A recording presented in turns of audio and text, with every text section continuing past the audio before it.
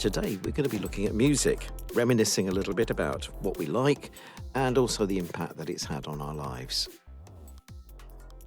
It's just before Christmas and the airwaves are full of songs that we've known for decades.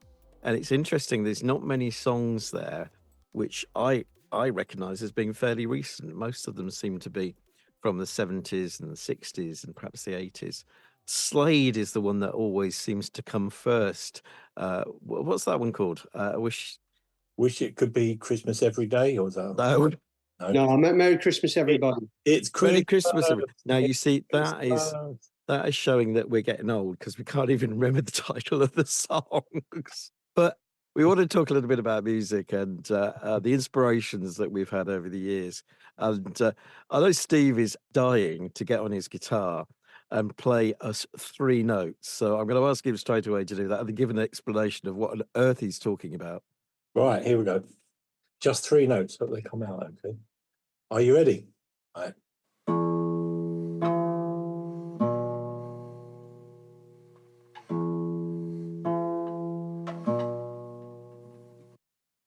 Okay, just three notes. Well, what's special about those? Well, I only heard two. Me too. I only heard two, Steve. Yeah, okay. There's an octave. Okay. Oh. It was an F, then an F, then a B in the middle. Let's not be pedantic about this. But I didn't say three different notes, did I? I just said three notes.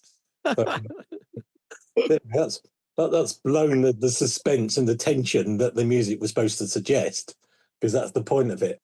That is known as a diminished fifth, which in musical terms or in cultural terms was called the devil's interval. So now that we're talking about Christmas, I thought let's get the other side out of the way first. And now those three notes were the three notes that introduced Black Sabbath to the musical world. Black Sabbath, who have turned out to be extremely influential in the heavy metal genre. Ignore the title. I don't believe they were into it. They were. I think they used the genre as just a way of being different, and the music was actually really good. But those three notes have been known throughout history as the church banned them. The church banned the chord of that form, which is a diminished fifth, also known as a tritone, known as the forbidden chord. I thought this is really interesting. And that forbidden chord, those three notes, you find them in Jimi Hendrix in Purple Haze, in West Side Story, and apparently in some classical pieces, including Tristan and Isolde, was it by Wagner? And it's I was talking to Paul earlier today about that, and he says, yeah, in the prelude to that particular piece of music, they sort of emphasize this, the diminished fifth, because it never gets resolved. It leads you in a tense state, but it never resolves itself. It never finishes. It sort of leaves you hanging, which is, you can sort of sense that from those three notes. So I find that interesting. I find so interesting about how music can have such an effect on us.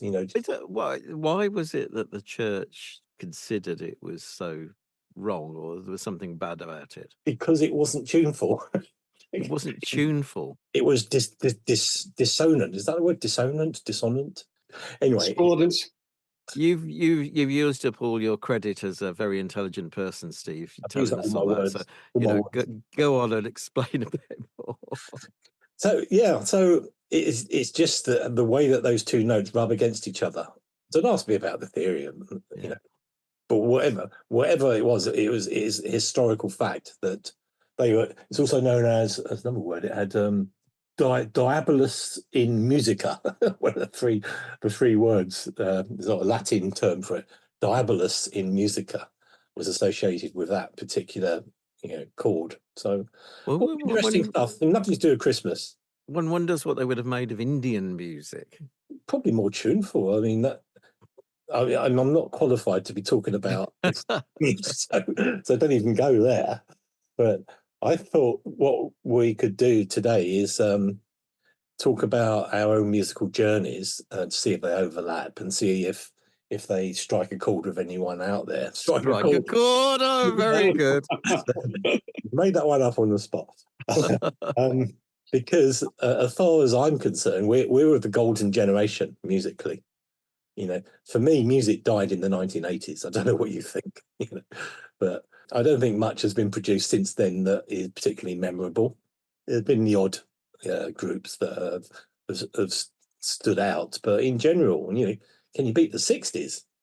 I don't think you can in terms of pop music and reggae and Tamla and Beatles and rock and just about everything. Everything that's good sort of flowed out of the 60s. The 70s, not so much, and perhaps not so much the 80s, but certainly the 60s. Well, it raises a question, doesn't it? Is that why has everything changed? Why is it that the music of today apparently is so different from the music that we experienced way back in the... There's a stupid answer to that, is that all the songs have been used up. There's nothing left, but that's totally untrue. Someone can come out now with the most incredible song and everyone will think, why didn't I think of those notes in that particular order? I guess that if you were to look at the number of notes that there are and the number of different keys that there are, the possibilities are almost infinite. Yeah. And Yeah, it's not just the notes, it's the timing, isn't it? It's the stress Yeah. on notes and all sorts. But it's quite fascinating. I did try to do a bit of research, but got my head blown up when I was starting to think about Pythagoras, who, this ancient Greek philosopher who first started looking into music in terms of something that the universe revolves around. Music and mathematics were his two big things. And he talked about the music of the spheres. And I think what you get out of Greek philosophy is that they all expect things to be perfect and concentric and, nothing sort of jarring. And that's why, they tended to think that, the orbits of the Earth and the Sun and all that were all perfect circles. Everything was perfect. And that's why they thought mathematics and music were what make the universe go round. I mean, we know that that's not true, but that was their observation at the time.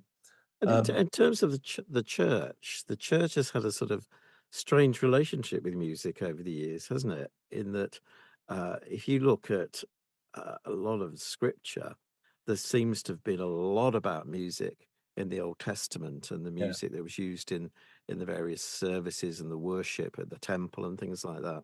And then in Revelation, you also get this sense of song going on in heaven almost all the time.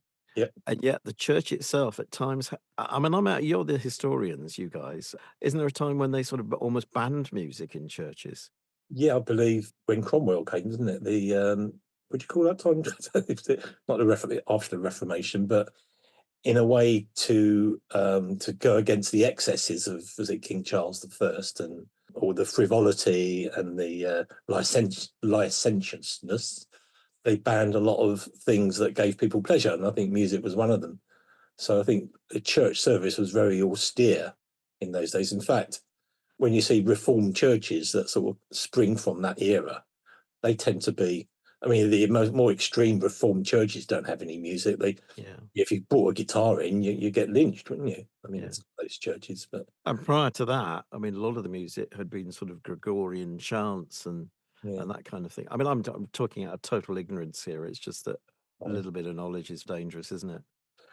But biblically, one thing comes to mind was King David, when he was he was there to soothe the soul of Saul, wasn't he?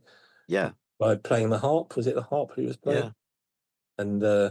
And he rid him of demons, or I don't know, the way he played really calmed Saul down. And so music obviously has very therapeutic sort of effects on people. Any thoughts, David, on music from your perspective? I think the first thing to say is I don't think there's any other art form for me personally that is as transformative or transportative. It can just take you back to a certain point in time, unlike anything else. I can hear a piece of music and suddenly I can remember the year, sometimes the month, sometimes the very week where I was when I first heard that. I don't think there's any other art form that's like that. I think there's something truly profound and mysterious and magical about it. It was it was in Twelfth Night that Shakespeare had one of his characters write, if music be the food of love, play on. And I think there's something deeply romantic. I don't necessarily mean, smoochy romantic, although that certainly comes into it. I think there's something deeply romantic about music. Yeah. That just isn't there in the other art forms as much. I can hear something on the radio that maybe I haven't heard for years, and it will just conjure up a memory when I first heard it back in maybe the 60s. And I can sort of feel it'll transport me to that situation. I remember, it sounds really stupid. When I was 16, I was working in the sweatshop, totally illegal. The bloke was a complete crook. In fact, he said to me, "I can't pay you much. So what you do, you sign on first to a dole, sign on the dole, and then come to me and do a few hours, and I'll pay you in cash." But he got me climbing on the roof, of fixing things on the roof of this sweatshop, and the song that they kept playing was from the Stylistics. I've got no memory of musical lyrics, but anyway, if you played it, I would know what it was. But one particular song, and when we hear it now, I can almost feel how I felt climbing up that ladder, as a 16-year-old. It's like you said, David, it's transformative and transportative, you said, wasn't it? Is that a word? I did check, actually. It's an adjective. It's many people will say it's actually not a word anymore. It was originally used by Nigel Hawthorne. Oh, in Yes Minister? No, not that Nigel Hawthorne, a different Nigel Hawthorne. I don't know whether he was a Puritan or something like that. Anyway, wherever he was, but somebody in the church. Yeah. Do either of you guys have Spotify or Apple Music? Which do you use? I use Spotify. Yeah. I use Amazon. So I don't know whether it's the same, David, with Amazon, but with Spotify, you get, if you pay for it, you get a review of the year of what you've used. So just to show you how bonkers this can be, they give you your top 5 artists of the year.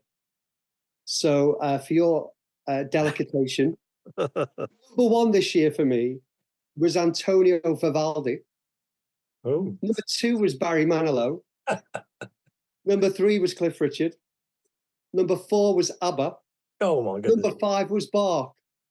I also listened to 99 different genres. Wow. Which I wasn't even aware there were 99 different genres. I think the only genre I didn't listen to, and I wish Joe, my wife, was here because we'd have quite the punch-up about this one, was jazz, which I do think is the devil's music. So yeah, I love jazz. Oh, I like jazz as well. Yeah. But going back to your first 5, the 3 in the middle, needs some explanation. Barry Manilow, Abba, and Cliff Richard. That sort of, I don't know, marks you out as someone who could be seen as a bit of a nerd. Yeah, Steve, I was so cheesy growing up, and not a lot's changed in the intervening period. I was always different. Like I'm still like this today. I always tend to be the maverick. Yeah. So, teenage boys at school, when we used to watch things like Starsky and Hutch, everybody thought the cool dude was Paul Michael Glaser. Yeah. Whereas I prefer David Soul, who played Hutch. Because of the songs he was singing. Yeah, actually, the first album I ever bought was David Soul's Playing to an Audience of One. There we go. So that shows how cheesy I am. That's it. That was your first album? First ever album I bought. Because mine was Sgt. Pepper. Yeah, well, I'm going to beat you all because I've got an album that was my first album is one that you've probably heard of, but never heard of. It was called In the Wake of Poseidon. Oh yeah, King Crimson. By King Crimson. Oh yeah, I love that. I don't know who that is, David. You'll have to elaborate. Well, King Crimson were one of the early pioneers of prog rock, and they came to the fore when, I don't know if you remember, but after Brian Jones of the Rolling Stones died, the Rolling Stones played a big free concert at Hyde Park, and King Crimson played before them. Yeah, and I think they basically blew the Rolling Stones away, didn't they, Steve? I've seen the video. Yeah, that was when Mick Jagger let all the pigeons. Was it pigeons? Not pigeons. What did he let? The birds. Doves. Doves. He let the doves go to symbolise the passing of Brian Jones in some way. But yeah, King Crimson, they played 21st Century Schizoid Man and totally did everyone in. And you can see pictures, you can see the film that people just transfixed at the virtuosity, which was unheard of. You know, and it was a totally new genre that they created, but the musicianship was so high. They came from very, very sort of talented backgrounds, that group, you know. And I still listen to that stuff, you know.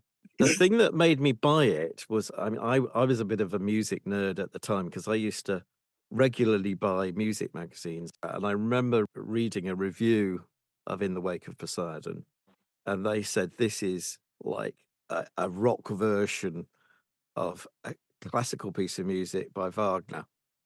And they said just the quality of the recording and the musicianship was so different from anything that anybody had heard before. Yeah. And I thought, I've got to listen to that. And I did. And I wasn't disappointed. No. It had a mixture it was of awesome piece of music. I think it's that one or the other one, but it actually had the from the Planet Suite, and they had Mars. That's right. Yeah. The God of War. Yeah. And just done in such an incredible way. You know, so it's like fusing jazz and rock and classical, but don't particularly just want to talk about King Crimson. So I must say, I've been following them for years, and they are one of my go-to groups. When I write, I have to listen to jazz. I can't listen to anything with lyrics in it, otherwise the words get into my head. So the other group, I don't know if you heard of this group, David. I doubt it, because they're even more crazy. Called Soft Machine. Remember Soft Machine? Soft Machine.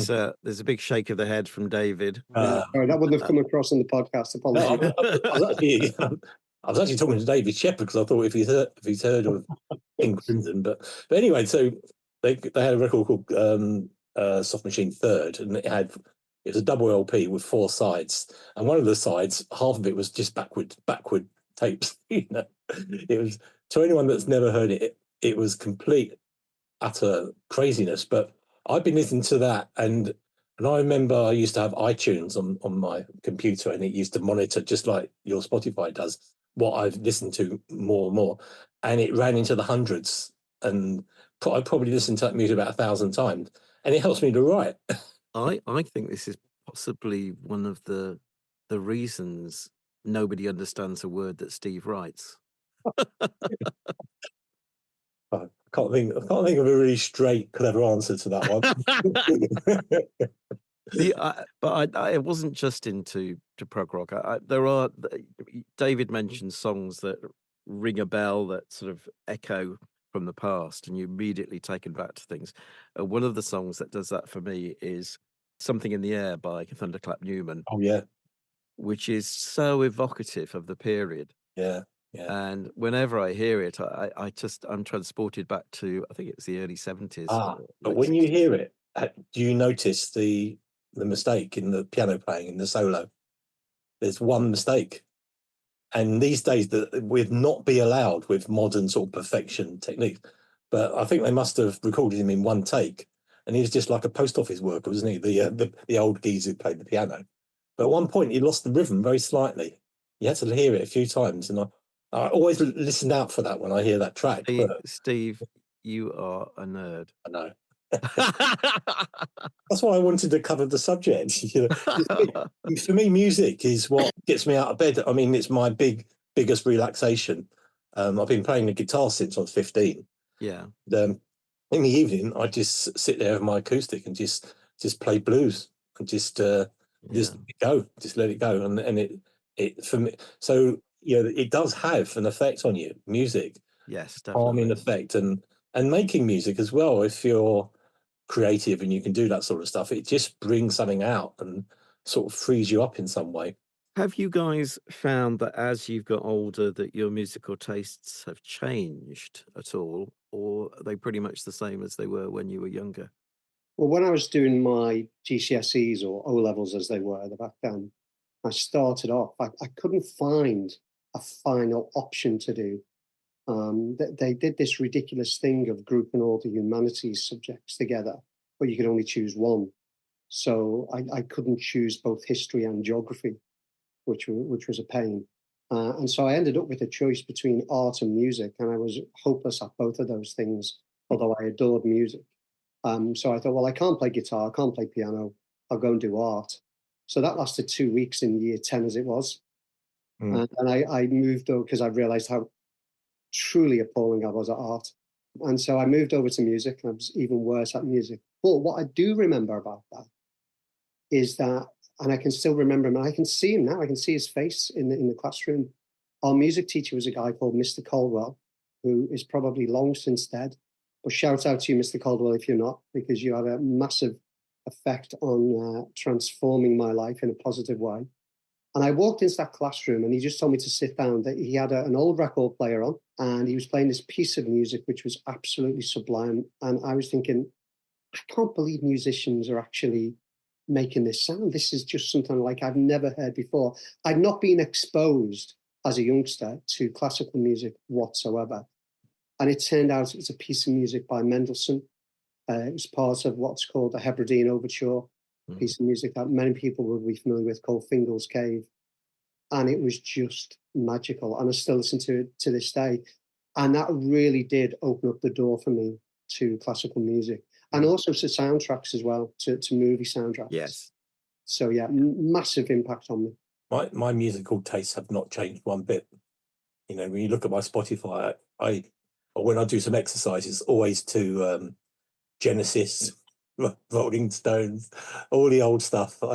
There's one or two groups that I would still listen to now. I just think sorry, David, I just think all music, like all art forms, it's just highly subjective. Yeah. You know, and you cannot, somebody's going to like Abba, somebody's going to hate Abba. Somebody's going to love Mozart, somebody's going to hate Mozart. That's just the way we are as human beings. And I don't think anything is devilish, if you like, apart from jazz, obviously. I'll tell you my favorite jazz story later on, but I don't think anything is. I think music is neutral, and it's what you do with music. And I've got to say something here. If you gave me a choice of being all the things I wanted to be growing up, an astronaut, a footballer, a writer, even a writer, which I love to do, or a musical entertainer, a pop star, call it what you will, I would choose that every time. And I'm so incredibly jealous of my wife, Jo, who is probably one of the most talented musicians I've ever met in my life. And seriously, she should be a full-time musician. She is. Yeah. But she was, in her own way, she was quite well known. But she should be more well known, Steve. It shows that she's got far more integrity than I have, because she was basically offered a record deal by EMI when she was younger. If I'd been offered the same deal, I would have sold my soul in order to do that. So but I just love it. I'm like you, Steve. So I listen to music from morning, noon, and night. You know, that's just the way I am as an individual. I've got friends who don't even listen to music, and I find that really bizarre and strange. I have to go back to what you just said about Jo, your wife, because we, those that don't know, we used to run conferences, and perhaps still will, and that's where I first met you, David. You and Jo, we met in Shrewsbury, I seem to remember, and had a meal together, and then you came and helped us at our second conference. Once we got to our third conference, Jo had very much become part of the musical side of what we did, and I had such wonderful times with her and me. We just sat at the front and we just sort of made it up as we went along. And she's the only sort of musical leader, because I've played in a few groups and in churches and places like that, but she's the only person who made me feel totally comfortable, in the sense that she was sensitive to how the atmosphere of the place where she was playing. So she never played the same thing twice.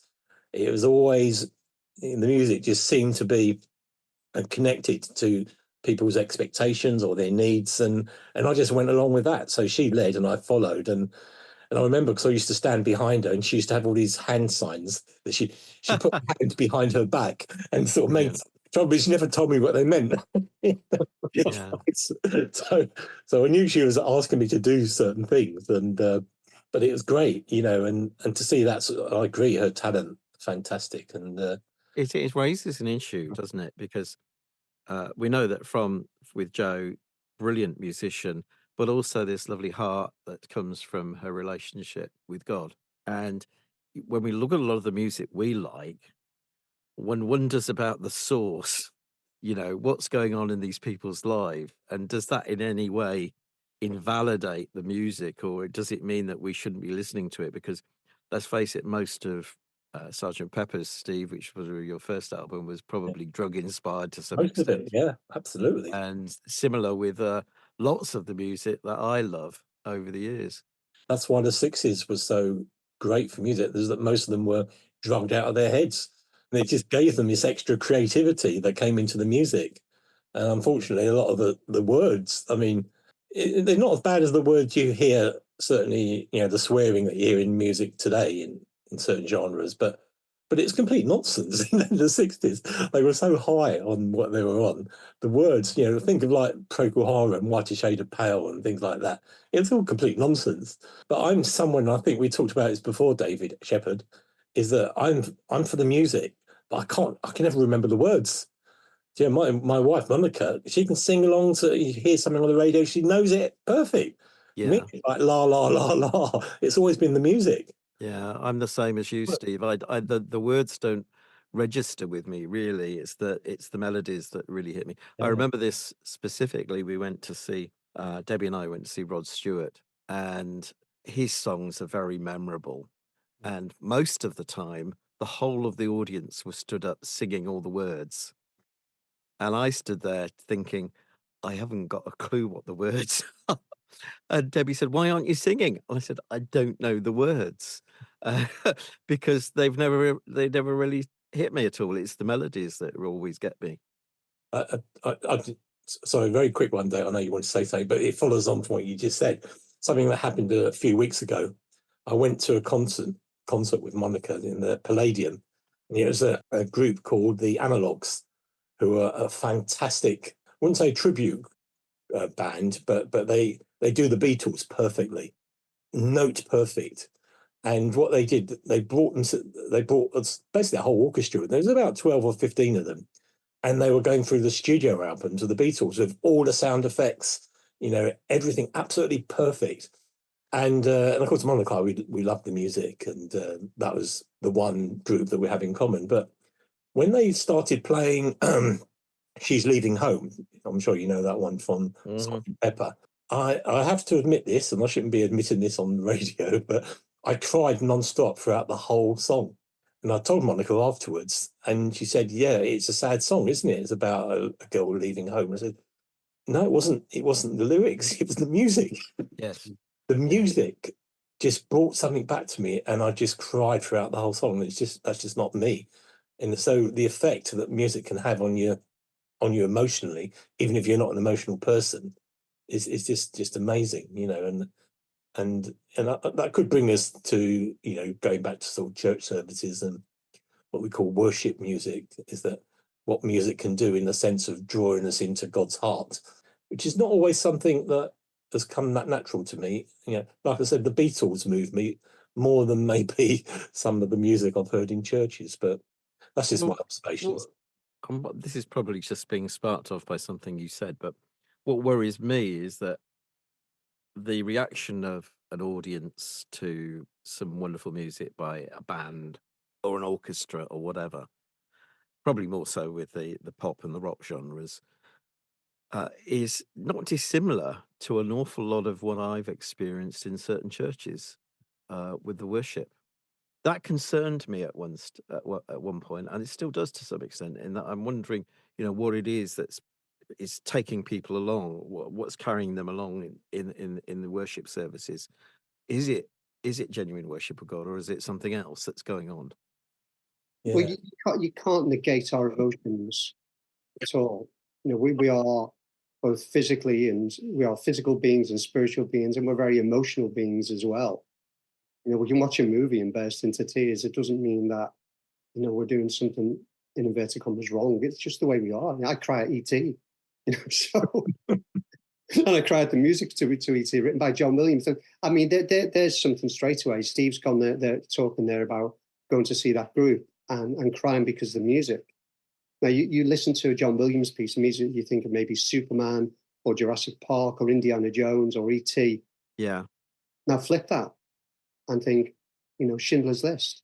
Yes. Yeah. And how can you not fail to be moved by that kind of piece of music and by the images that you're seeing on the screen?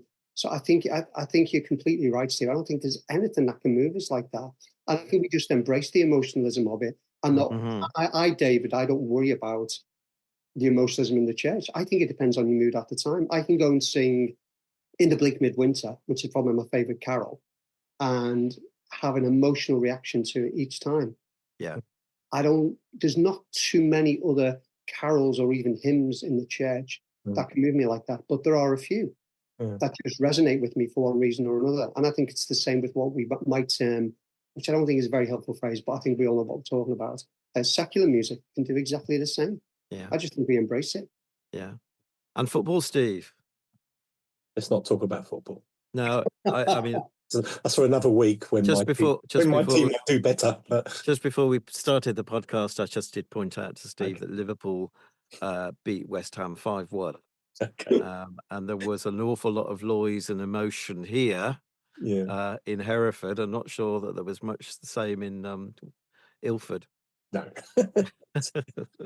but I hope that brings on to something else, because I don't know about you, David Shepherd. I know David Jones and I have probably been to quite a few football matches, and seeing what is pretty allied to pure worship, even in terms of the same gestures you would see in a church, you'd see on the football ground, and maybe not quite as musical, and certainly not the lyrical content may not be quite as wholesome as in a church, but there was a sense of Liverpool. Okay, I'm sorry, David, to mention Liverpool, but You'll Never Walk Alone. That has emotional sort of backdrop to it, isn't it? I mean, when they sing that, you don't have to be a Liverpool supporter to feel moved. I was moved when they in the slightest. I was moved when I think it was a remembrance for what had happened at Hillsborough. Yeah. And it was after so many years, and there were a lot of people in the ground, and they sang "You'll Never Walk Alone," and that was one of the most moving things I've ever heard. It was quite incredible. Yeah. I would agree with that. Yeah. Even as an Evertonian, I would agree with that. Yeah. The only song that really is guaranteed to move me is When I Survey the Wondrous Cross. Again, because it's got such a fantastic melody as well as the words, the two allied together, really hits me. But I remember coming home from a retreat where we were together, David, a few months ago, and in my car listening to music. Now, at this retreat, there was a very accomplished musical group led by Lou Fellingham, and it was all wonderfully professionally done. And I think David would agree with me. We weren't particularly moved by it. I don't know, it just seemed like I've heard all this before. It's the emotionalism. I'm used to that. I'm used to the reaction of the crowds and everything. When I went home, I put on a piece of music from a group that I remember watching when I was 16, actually going to see them live. Always one of my favourites. And when they hit up a song, I was on the motorway and I started worshipping. I had a feeling of God's presence from listening to a secular song that had the most mundane lyrics, but the actual music, the way that the music flowed and the way it built up and the emotionalism in it somehow sort of chimed with my own emotions. And I just felt like if I didn't have my hands on the wheel, I would have had my hands up in the air, which is something I never do in the church service. But it's just the power of it. And who's to say that God wasn't there? Because something in my spirit really stirred, and it was the music that did it. Yeah, it's such an interesting thing that whether you're Christian or non-Christian, the fact that we can all be moved. I think the first time I heard Les Mis, I'd been to something in Wales, and I was driving back, a long journey back, and it reached the end of it when there's a confession by Valjean, is it? I can't remember. Yeah, Jean Valjean. Jean Valjean. And I burst into tears, just couldn't stop crying. I don't know why. It's just the beauty of the music and also the context of what he was singing. brilliant. Yeah. That And moves me, David, every single time. does it? I can't watch Les Mis without bursting into tears, and I know exactly the song you're on about. Yeah. And again, I can conjure up the images when you were just talking about it there. Yeah. Yeah. And for me, that's having such a massive impact, as Steve Yeah. will know, on my writing. So, you know, I'm writing a musical based on the songs of Barry Manilow. Oh, I was going to lead into that one. So, now that you're there, but just continue on that in that vein. And Yeah, so again, this is what music does. So I was in the Lake District last summer, staying in a lodge in Hawkshead, and very small village, Hawkshead, beautiful village for those who know it well in Cumbria. And I was walking regularly up to the church there, St. Michael's, and it just occurred to me, funeral scene here for a story. That was the initial kernel of an idea. And then when I got home in the subsequent weeks, I thought, how about a woman dies and her husband is left alone, and the woman is called Mandy, and that's a Barry Manilow song. And from there, the whole thing just took off. So yeah, and that again, I think shows in Shakespeare's play Twelfth Night, which I referred to earlier. Those words, "If music be the food of love," play on, are spoken by the lovelorn Orsino, who's frustrated in his courtship of Countess Olivia. And he asks for more music because he muses that an excess of music might cure his obsession with love, and of course it has the complete opposite effect.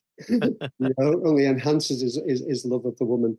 So and I've always been like that. I've always been sort of a hopeless romantic, and that comes through in my writing and also in my love of music. So yeah, absolutely. so, to cut a long story short, you're planning to write a musical based on Barry Manilow songs. Yeah, and he's doing. I've never seen him in concert, Steve. His was the second album I bought, If I Should Love Again. And he's apparently doing one final hurrah in the UK in 2024. I think he's performing in Manchester, but he's also performing at the London Palladium over several nights. And I think what I'm going to do is come down to London and go and see him at the Palladium, and also go and see the Abba extravaganza, Abba Voyage. So yeah, I'm going to have a complete cheese fest over a weekend. Cliff Richard, is he in town during that week? Well, unfortunately, Sir Cliff couldn't make it. So no, I don't think he's here.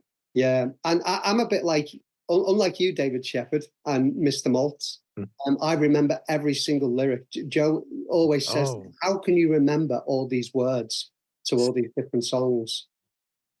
Yeah, it's a strange thing, really. Isn't it? You said earlier you had a funny story to do with jazz. I should just tell you this one. So Joe doesn't particularly like classical music apart from Chopin, which again is another link with Barry Manilow. Was that it was the beginning of Mandy? Was it? Was it? Could it be magic? Could it be magic? Yeah, he wrote up with it because his favorite composer is Chopin, and obviously Chopin wrote a lot of music for piano. Anyway, so Joe loves Chopin.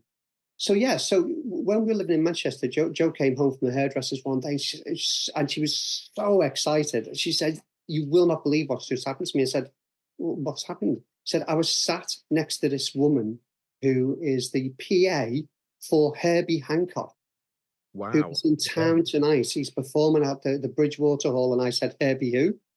I said, "Herbie Hancock, the jazz pianist." I never heard of him, can't stand jazz music. She said, "Oh, of course, 2 front row VIP seats." Oh, wow. So I was not enthused at all. So we went along, and I wish I'd taken my Apple EarPods so I could listen to some proper pop music.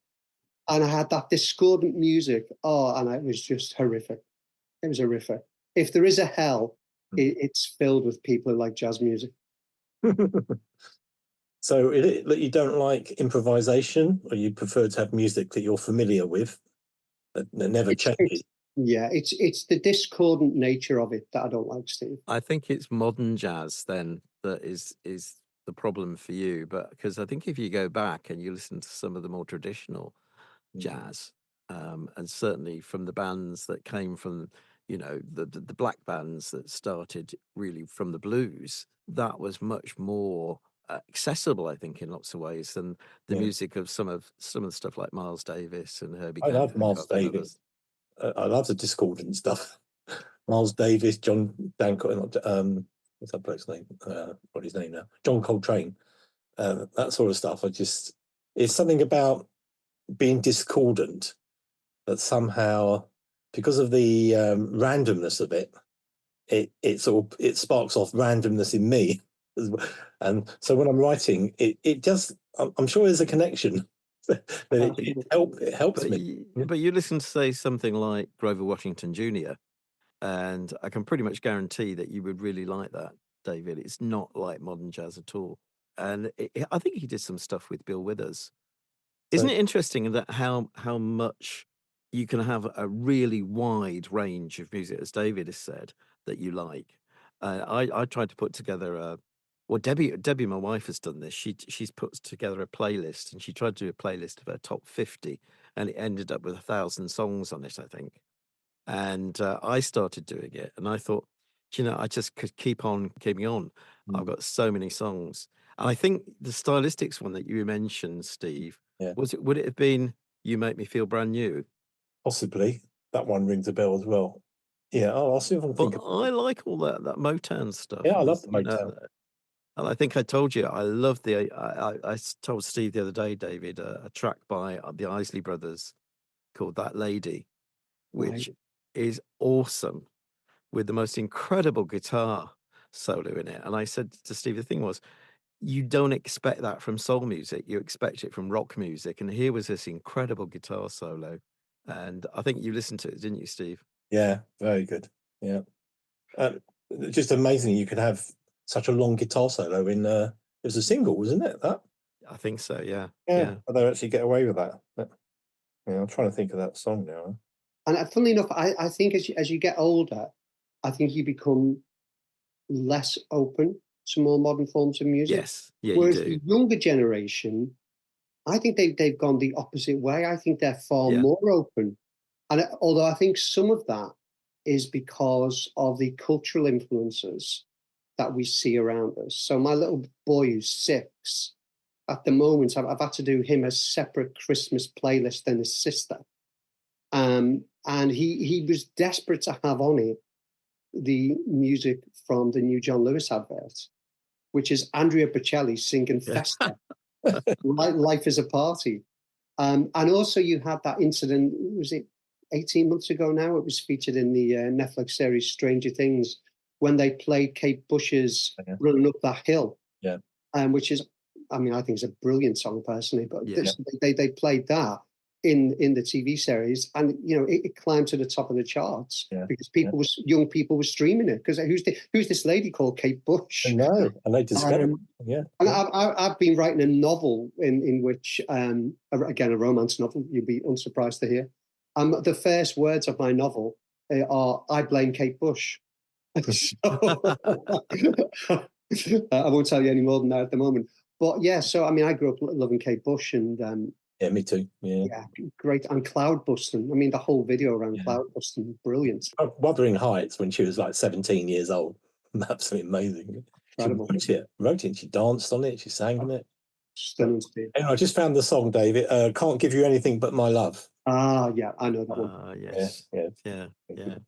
The title of our podcast is Now Everything Changes, and I think, Steve, you had a sense that there were critical times in music where everything changed. I've mentioned like Sgt. Pepper, the whole idea of a concept album and songs that sort of tied together and were interesting, but with most incredible melodies, and that still lives on. I can still play Sgt. Pepper and it'll be as fresh as anything.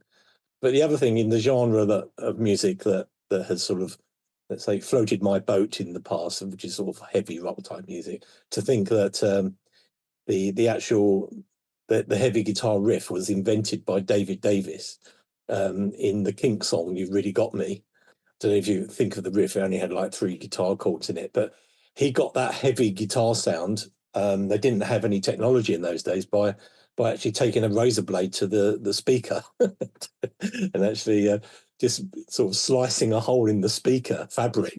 Very rock and roll. And it gave this sort of heavy sound, and it's a whole genre came out of that act, and he's still around talking about it, And the one I think that David Shepard's mentioned before, when Elvis came, he changed everything as well.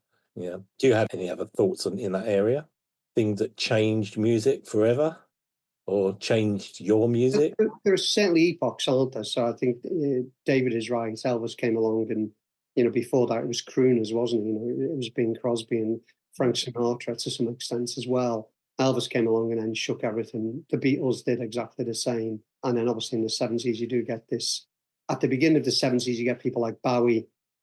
And then later on, we get a lot of pop music, and then the reaction to that with punk music as well. Yeah. And I think it's interesting that an awful lot of people who we think would never get on in a month of Sundays because of their different musical styles and tastes actually now really do give a great deal of credence to groups like Abba. I even heard the other day that Johnny Rotten was a fan of Cliff Richard, which was just like bizarre, absolutely bizarre. Well, he couldn't say it at the time, obviously. Yeah, absolutely, yeah. So very interesting. But I think there are epochs, but I don't know whether that's true anymore. No. I think you mentioned at the beginning, Steve, didn't you? That sort of, you felt that music had died. And yeah, I think a lot of young people would disagree with you, Steve. I think a lot of people would look at the 90s and the noughties and say, actually, no, we still think there was an epoch there as well. Let me give you a really good example of this, because I've been watching these videos of music being deconstructed on YouTube. There's this chap called Phil, who's a music teacher, guitar teacher, and he analysed two songs, one by Aretha Franklin, and a live performance.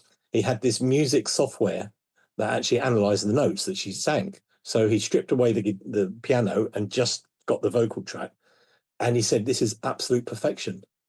Her voice was so perfect that when she hit a note, it stayed. And you could see the waveforms. You can actually see it. Wow.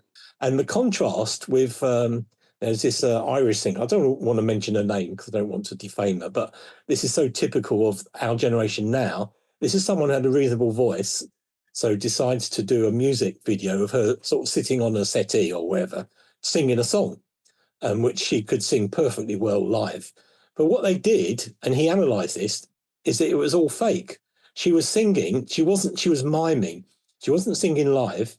It was mimed, and it was it had the vocal tuning, auto tune, and he said he could see that from the waveform that they were so much into perfection, and anything going wrong. Let's use technology to enhance. And he said he could even see from the way she said the words, her use of her tongue, to know that she was miming as well. And I thought, how pathetic. Compare that to Aretha Franklin, who just belted it out, playing piano at the same time and hitting the notes. Well, yeah. I would have said the same about Ella Fitzgerald, who Ella apparently had perfect pitch. Really, yeah. And if you listen to her, some of her songs are just gorgeous. Yeah, absolutely. She did a thing with Louis Armstrong, didn't she? She recorded some albums with him. Yeah, I remember that. That's known as jazz, David. So we are in danger of sounding like grumpy old men here. Yeah, we are. I'm going to say that for me, I think everything changed in terms of music. I think certainly when you're young, you tend to join a tribe.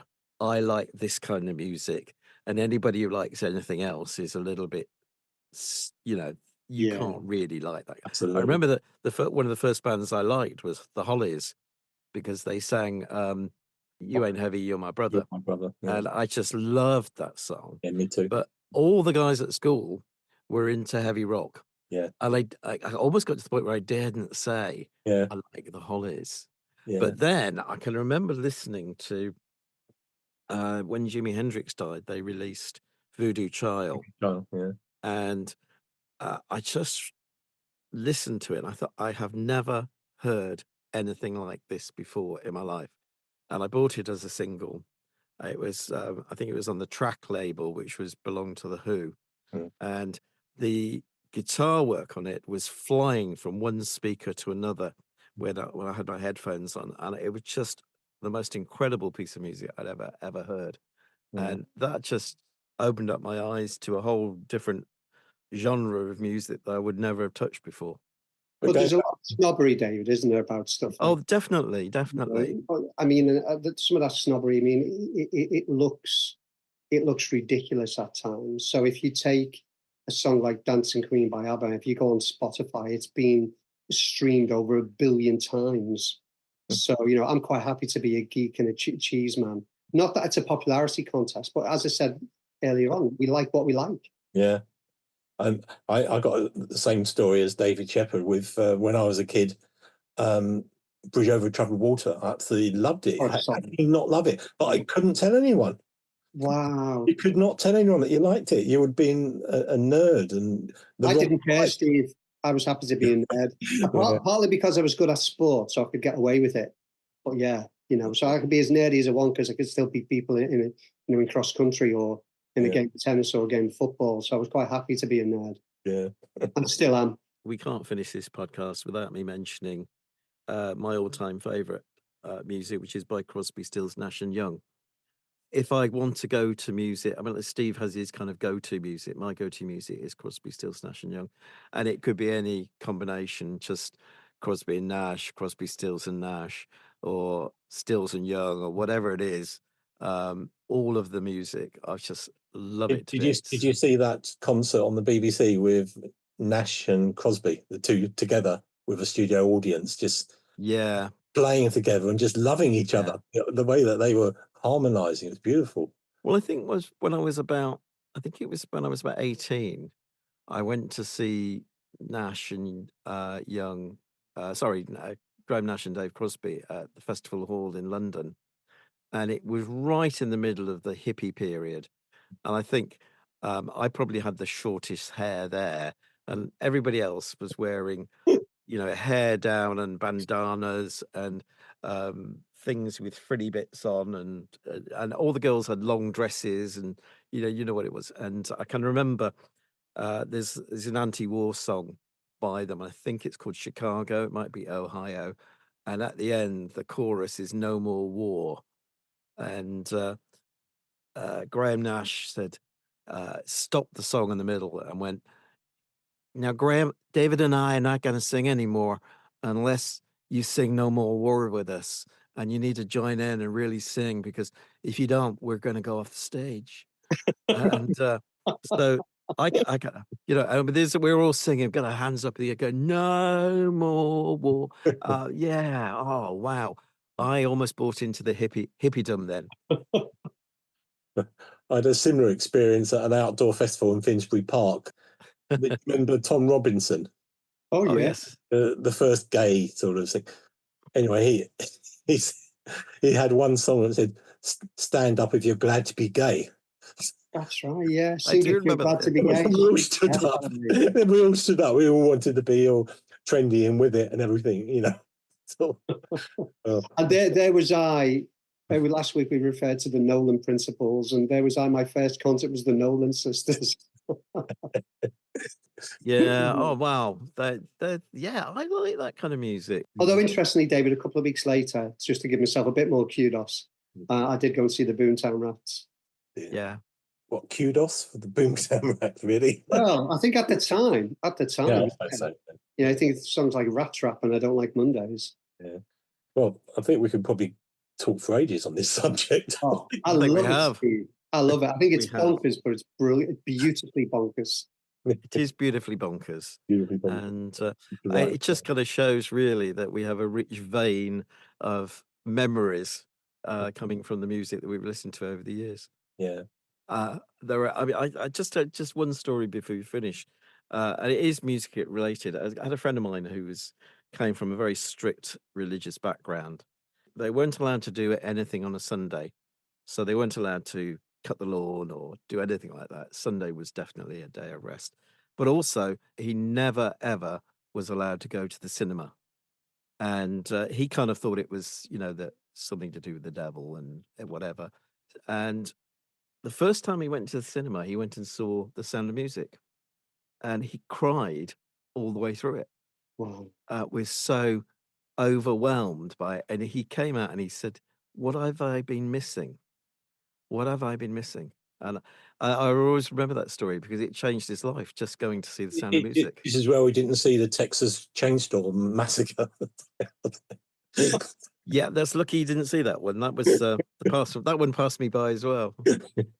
I think that's beautiful, but I know it's beautifully tragic story, that, David. It is, isn't it? It is, yeah. Because like I look at my children now, and music comes on, they're dancing around the living room, the two of them. So yeah, I think obviously we have a job as parents to protect our kids, but also not to. There's this lovely phrase from a poem that says we should furnish our minds with beauty. And I think music plays a huge role in that, as do books and movies and even TV programs. They can anyway. Absolutely. I think that's a good way of ending it, actually, David. That's a lovely thing to say at the end. Yeah. Yes, thanks ever so much for listening. Steve Maltz, David Jones and myself have been talking about all things music. And we would love to hear from you about what your thoughts are on music and how it has impacted your life. You can go to saltshakers.com and leave your comments there. We look forward to hearing from you. And in the meantime, see you next week.